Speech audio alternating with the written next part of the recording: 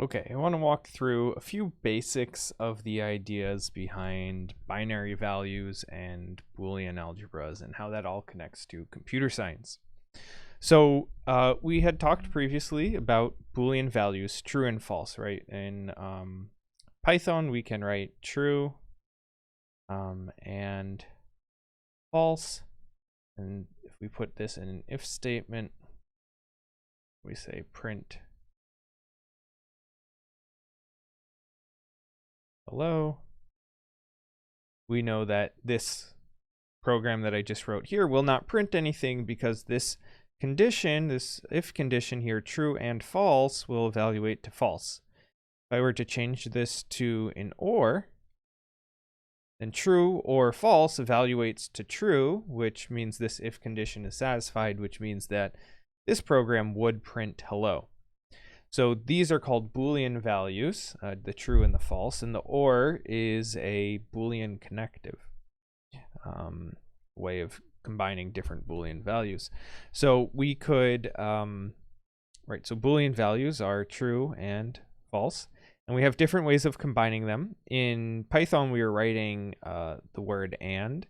In some other languages, we'll write a ampersand. And when we're usually using logic, we'll write this caret like this. Similarly, we have or, which in some languages is written as 2 bars. Those are the, if you press shift and the key above the enter key. Oh, wait, I can show you. This one right here. That's going to get you the or value. And in logic, when we talk about this abstractly, sort of like pseudocode, we'll write this upside down caret. So these are ways of combining the values. So we talked briefly about Boolean truth tables. So we could have A and B. These are values. And then we could have A and B, and A or B. So if we have true and true and true and false and false and true and false and false, then A and B corresponding, if A is true and B is true, A and B will be true. If A is true and B is false, then A and B will be false. Similarly, false and false.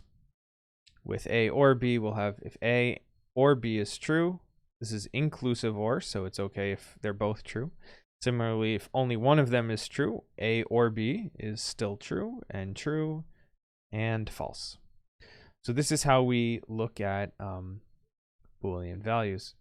So we can, these are Boolean values, but in computer science, we talk about binary values, zeros and ones. Right, and zeros and ones are a lot like true and false. We could say that the 0 is false and the 1 is a true value.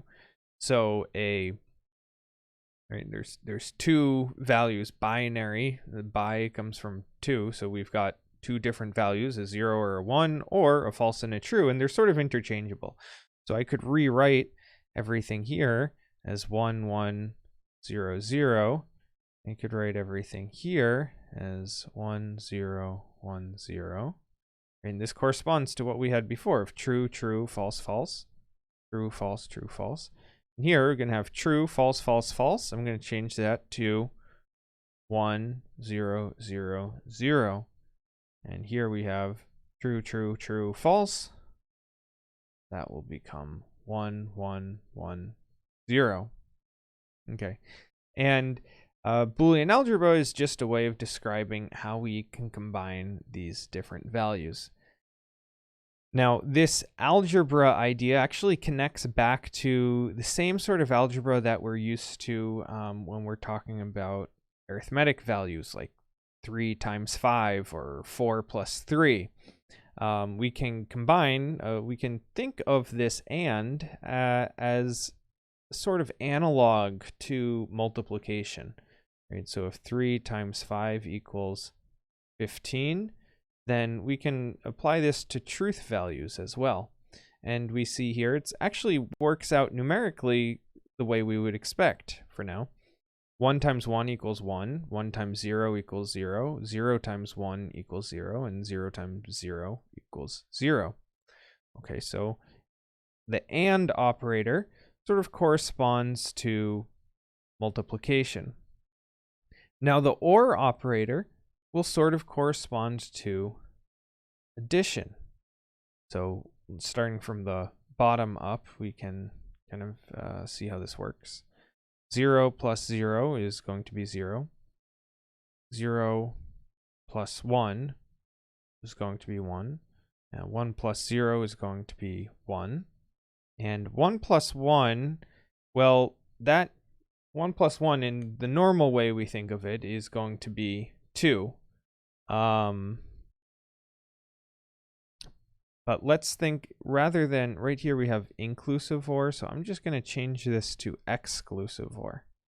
Make things a little bit easier. So this is the signal for exclusive OR. It means that actually only one of them can be true at a time. And now we're saying 1 plus 1 equals 0. Well, that still doesn't make sense, but let me convince you that it actually, there's an interpretation where this does make sense. So I'm going to write down my numeric number line here, 1, 0, 1, 2, 3, 4, 5. And now I want to sort of map this to my Boolean values, right? I've only got zeros and ones. So what am I going to do? I'm just going to write 0, 1, 0, 1, 0, 1, 0, 1, dot, dot, dot. Same story. So here, this 2 actually does line up with 0. So 1 plus 1 equals 2, or 1 plus 1 in the world of Boolean logic equals 0.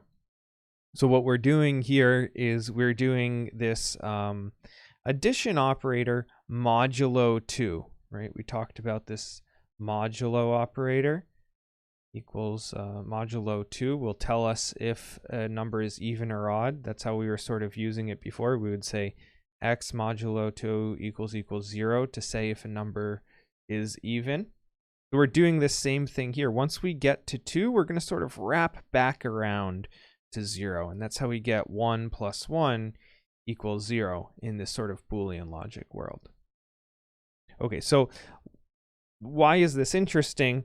Well, when we write down, when we talk about what a computer does, we've got zeros and ones. You might have heard about a computer, oh, it's all zeros and ones, it's these bits, and a bit can be either 0 or 1. This bit corresponds to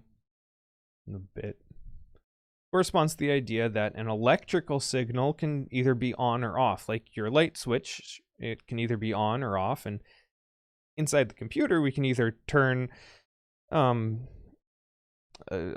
bit inside of the computer on or off, and these are zeros or ones. Now, if we, of course, there's numbers bigger than 0 or 1 in our computer, like, for example, I don't know, 6 or 5, but we can still express this with binary. So this is how binary works.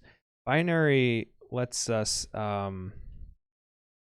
combine these ones and zeros next to each other to create larger values. So if I write down all zeros, this is going to be a 0. Right? This is a 3-bit number.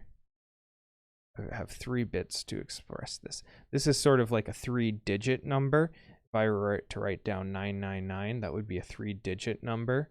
And I could express lots of different numbers with these 3 digits. I could write 742 or 472 or whatever I want with these 3 digits. Similarly, I can express lots of different values with my 3-bit binary number.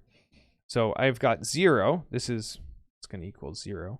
And unsurprisingly, 001 is going to equal 1. And I can keep incrementing this. So, right, if I were to add 1 to 001, well, I can't write 2 here, right, because I don't have a 2. So what I'm going to do is I'm going to add 1. I'm going to carry the 1.